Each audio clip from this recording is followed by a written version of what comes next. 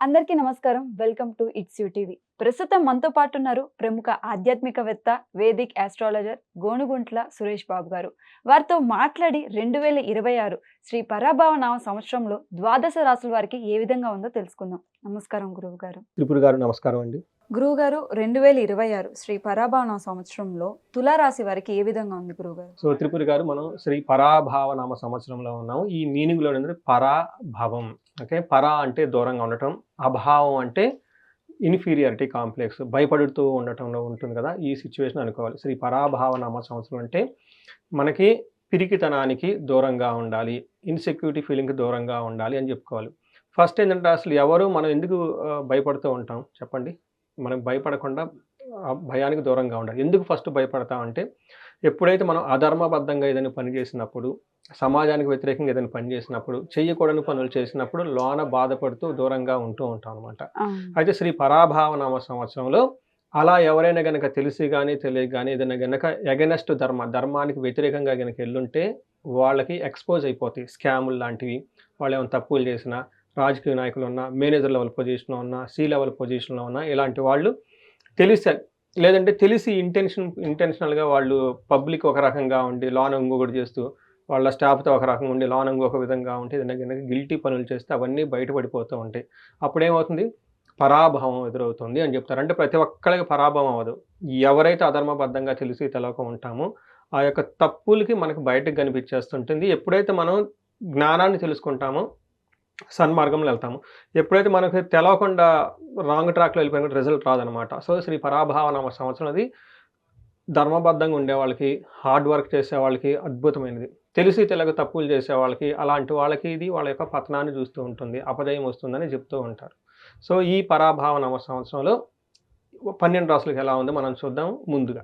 ఓం గం గణపతియే నమః. స్వర్ణలక్ష్మి నమస్తే అస్తు. పరబ్రహ్మ స్వరూపిణి రాజ్యం దేహి ధనం దేహి సర్వకామాంచ దేహి మే.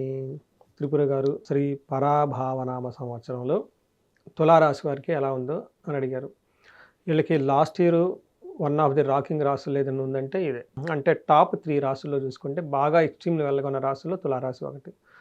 అదే లెగసీ వీళ్ళు ఈ సంవత్సరం కూడా కంటిన్యూ చేస్తారు. పర్టికులర్గా జూన్, జూలై వరకు ఆ లెగసీ అలానే కంటిన్యూ చేస్తారు. తర్వాత గురువు మారటంతో కొంచెం వాళ్ళది స్పీడ్ తగ్గుతుంది. అంత ముందునంత స్పీడ్ ఉండదు, కానీ దూకుడుగా అలానే వెళ్ళిపోతారు. అదే అంటామంటే ఆ రోడ్ ఈజ్ చాలా స్మూత్గా ఉంది. ఇంకా వాళ్ళకి వెళ్ళే ఓపికను బట్టి, పర్సనల్ ఇంట్రెస్ట్ని బట్టి, ఓకే, చాలా ఉంటాయి కదండి ఇంకా పారామీటర్లు.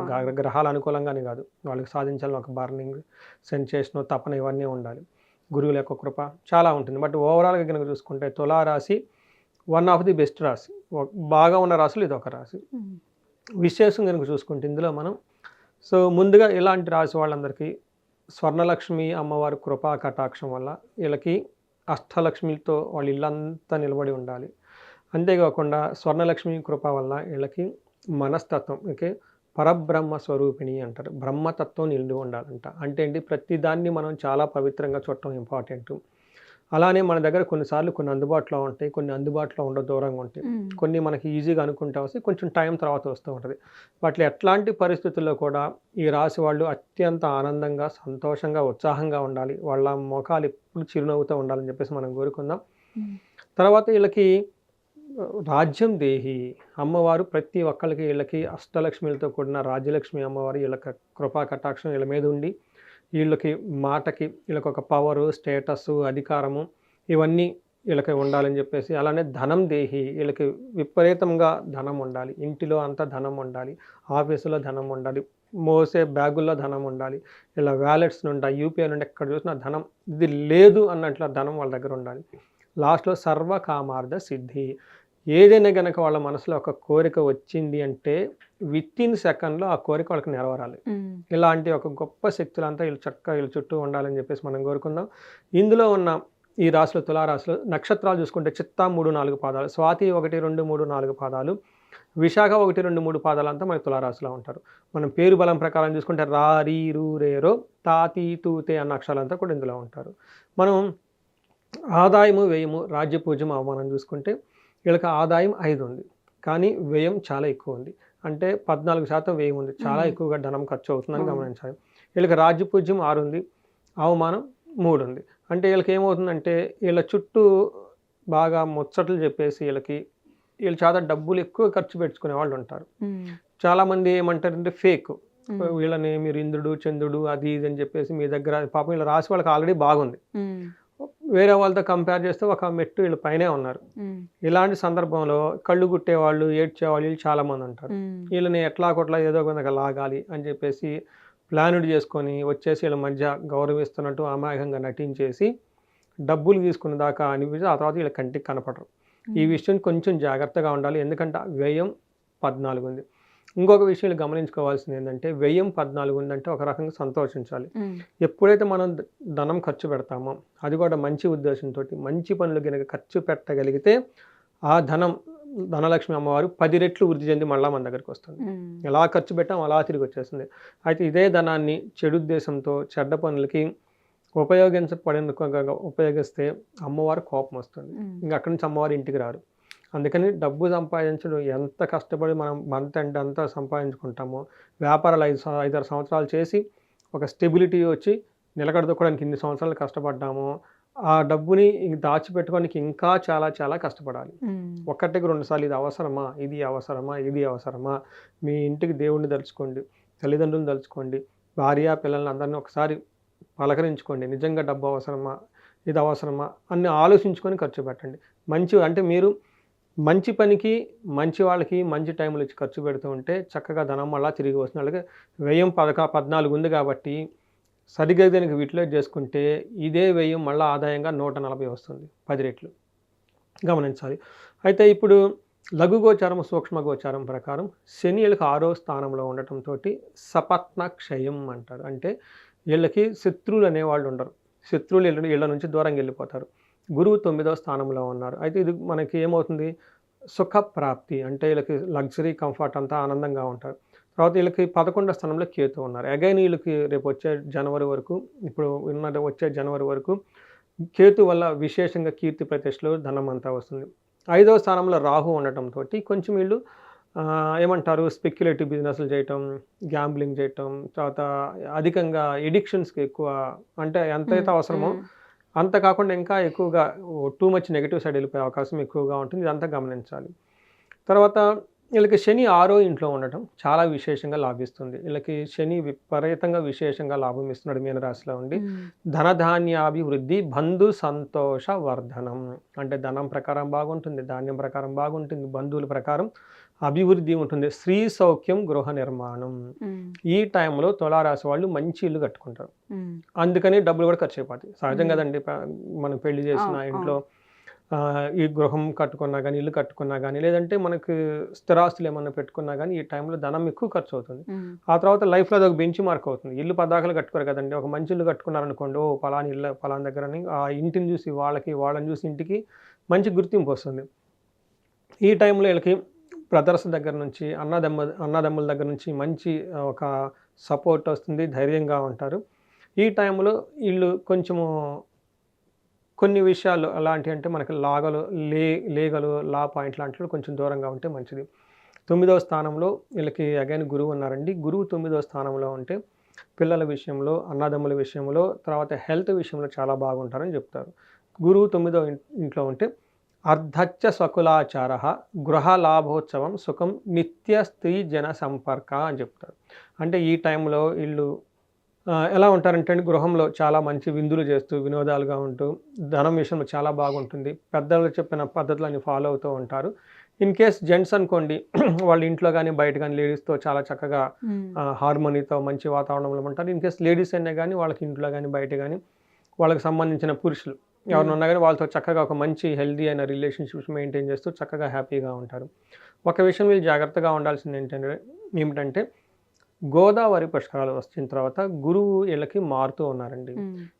ఈ మారటంతో చాలా విషయాల్లో బాగుంటుంది. ఏ విషయాల్లో బాగుంటుంది, మంచి ఫుడ్ తీసుకుంటారు, విద్యార్థులకు బాగుంటుంది, అన్ని విషయాల్లో బాగుంటుంది.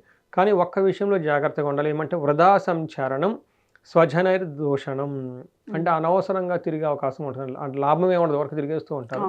అలానే సొంత జనాలు, అంటే వాళ్ళకి సంబంధించిన ఎంప్లాయీస్ కానివ్వండి, లేదంటే ఇంటికి సంబంధించిన వాళ్ళు కానీ వాళ్ళతో మాటలు గొడవలు పడే అవకాశం ఎక్కువ ఉంటుందని గమనించుకోవాలి.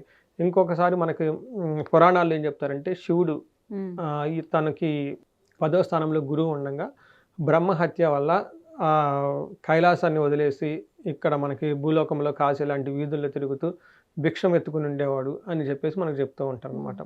అందుకని ఈ టైంలో అంటే ఇలా అలా ఉంటారని కాదండి, జస్ట్ ఒక ఆలోచన. అంటే వాళ్ళు ఉన్న పొజిషన్ ఒకటైతే వీళ్ళు చేసేది ఇంకొక, లేకుంటే ఇష్టం లేని జాబ్ చేయటము, లేదంటే వాళ్ళు చేయాల్సింది ఒకటే ఇంకొకటి చేయటము, ఇలా ఎక్కువగా తిరుగుతూ టైం వేస్ట్ చేసుకునే అవకాశం ఉంటుంది. లాస్ట్‌లో వీళ్ళకి రాహు 5వ స్థానంలో ఉన్నారండి. రాహు 5వ స్థానంలో ఉండటం ఏమిటంటే వీళ్ళకి ప్రభువులచే వాళ్ళ దగ్గర నుంచి రెస్పెక్ట్ వస్తుంది. హైయర్ అఫీషియల్స్ దగ్గర నుంచి. టయానికి భోజనం అయితే చేయరు. తర్వాత ఇక కావాల్సినంత గౌరవము, తర్వాత బలం ఇంతకుముందు వచ్చినంత యాక్టివ్‌గా ఉండదని గమనించుకోవాలి. అంటే ఉంటుంది వీళ్ళకి. అయితే అంతకుముందు ఉన్నంత స్పీడ్, ఇంతకుముందు 120 కిలోమీటర్ స్పీడ్‌తో పోతుంటే ఈ గోదావరి పుష్కరాల తర్వాత 120 స్పీడ్ ఉండదండి. కానీ ఒక 100, 80, 90 అయితే ఉంటుంది. బట్ మిగతా అందరితో కంపేర్ చేస్తే వీళ్ళు చాలా బాగుంటారని తెలుసుకోవాలి. గురువుగారు గ్రహస్థితి ప్రకారం వాళ్ళకి ఎలా ఉందనేది తెలియజేశారు. అలానే వాళ్ళ నక్షత్రాల ప్రకారం ఎలా ఉంటుంది గురువుగారు తులారాశి వాళ్ళకి? వీళ్ళకి చిత్త, స్వాతి, విశాఖ 3 నక్షత్రాలు. చిత్తా నక్షత్రం వాళ్ళు చూస్తే వీళ్ళకి రాజ సమాన సౌఖ్యం, అంటే చాలా బాగుంటారు. తర్వాత సంపదలు బాగుంటాయి. తర్వాత ధనలాభం ఉంటుంది, సుఖం ఉంటుంది, హెల్త్ విషయంలో బాగుంటుంది. చూడండి ఇంకేం కావాలి, అన్ని విషయాలు బాగుంది. తర్వాత వీళ్ళకి కొన్ని విషయాల్లో శని కారణం వల్ల భయం పడే సిచ్యువేషన్స్ ఎక్కువగా ఉంటుంది. ఇది కూడాను అక్టోబర్ తర్వాత అని చెప్పుకోవాలి. స్వాతి నక్షత్రం వాళ్ళకి సంపదలు ఉంటుంది, ఐశ్వర్యం ఉంటుంది, సర్వజన పూజ్యము, అందరి నుంచి మంచి రెస్పెక్ట్, గౌరవం ఉంటుంది, హెల్త్ చాలా బాగుంటుంది. వీళ్ళకి అక్టోబర్ టైంలో అనుకున్న పనులు కాకుండా ఆగే అవకాశం ఎక్కువ ఉంటుందని గమనించాలి. తర్వాత విశాఖ నక్షత్రం వాళ్ళకి సంపదలు ఉంటుంది, సర్వజన పూజ్యం ఉంటుంది, హెల్త్ అంతా బాగుంటుంది. విశాఖ నక్షత్రం వాళ్ళు కొంచెం ఎక్కువ కేర్ఫుల్గా ఉండాలి. వీళ్ళకి అనుకున్న పనుల్లో కొంచెం ఆటంకాలు ఎక్కువ వచ్చి ఇబ్బంది పడే అవకాశం ఉంటుంది. గురువుగారు అంటే చాలా చక్కగా చెప్పారు. కాకపోతే వాళ్ళకి వచ్చిన ఆటంకాలను అధిగమించి బయటపడాలంటే ఎటువంటి పరిహారాలు పాటించాలి గురువుగారు? సో వీళ్ళకి కామన్ పరిహారం అండి, గురువు మారిన తర్వాత గురువుకు సంబంధించిన దక్షిణామూర్తి స్తోత్రాలు చదవటం, దక్షిణామూర్తి ఆలయాలు దర్శించుకోవటం, లక్ష్మీ హయగ్రీవ ఆలయాలు దర్శించుకుంటే చాలా బాగుంటుంది. వీళ్ళకి బెస్ట్ అండ్ పవర్ఫుల్ రెమెడీ ఏంటంటే మనకి గుంటూరు దగ్గర కోటప్పకొండ అని ఉంటుందండి. మనకి నరసరావుపేట, చిలకలూరుపేట మధ్యలో వస్తుంది. అక్కడ కోటప్పకొండ మీద మేధా దక్షిణామూర్తి అవతారం అండి ఆయన, గురువుకి సంబంధించిన ఆ తత్వం. అక్కడ దేవస్థానం వాళ్ళు చాలా తక్కువ రేట్లో ఒక హోమాన్ని చేపిస్తూ ఉంటారు, దక్షిణామూర్తి హోమం. అది గురువారం కానీ ఆదివారం కానీ ఇక్కడ చేపిస్తే చాలా బాగా కలిసి వస్తుంది వీళ్ళకి. వీటితో పాటు ఈ రాశి వాళ్ళు జనరల్గా అంతా బాగుంది, కామన్గా వెళ్ళిపోవాలి. ఎక్కడైనా ఎవరికైనా ప్రాబ్లం అనిపించింది అనుకుంటే ఇండివిజువల్ జాతకం చూపించుకోవడం చాలా అవసరం. రెండోది ఇండివిజువల్ జాతకం కూడాను 35 సంవత్సరాల నుంచి 45 సంవత్సరాల మధ్య వయసులో ఉండి లైఫ్లో ఎక్కడో బ్రేక్ వచ్చింది, అప్పటిదాకా బాగుంది, చదువు బాగుంది, ఉద్యోగం బాగుంది, మేనేజర్ లెవెల్కి ఎదిగాము, అక్కడ నుంచి ముందుకు వెళ్ళట్లేదు అని అనుకుంటే జాతకం చూపించుకోవడం చాలా చాలా ఇంపార్టెంట్. ఎందుకంటే ఈ టైంలో కొన్ని బ్లాకేజెస్ ఉంటాయి, వాళ్ళ గ్రోత్కి ఆటంకాలు కలిగాయి. అది మనకి మిడ్ లైఫ్ క్రైసిస్ అని రకరకాలుగా మాట్లాడుతూ ఉంటారు, హార్మోనల్ ఇంబ్యాలెన్స్ అని. బట్ జ్యోతిష శాస్త్రంలో ఏం చెప్తుందంటే అది కారణం, ఆ హార్మోనల్ బ్యాలెన్స్ ఎందుకు వచ్చింది, ఆ ఇంబ్యాలెన్స్ ఎందుకు వచ్చిందంటే కొన్ని రకాల శాపాలు, దోషాలు అని చెప్తారు. ఆ టైంలో యాక్టివేట్ అవుతూ ఉంటాయి. వీళ్ళు ఆ టైంలో ఒకసారి జాతకం చూపించుకొని దానికి కలిగిన కారణాలు అవి పూజలు పరిహారాలు చేసుకుంటే ఆ బ్లాకేజెస్ అన్నీ పోయేసి చక్కగా జీవితం 10 రెట్లు ముందుకెళ్ళే అవకాశం ఈ రాశి వాళ్ళకి చాలా ఉంటుందండి. ఓకే, చాలా చక్కగా వివరించారు గురువుగారు. వాళ్ళకి ఇంకొంచెం మంచి శుభ ఫలితాలు రావాలని కోరుకుంటూ ధన్యవాదాలు గురువుగారు. ధన్యవాదాలండి.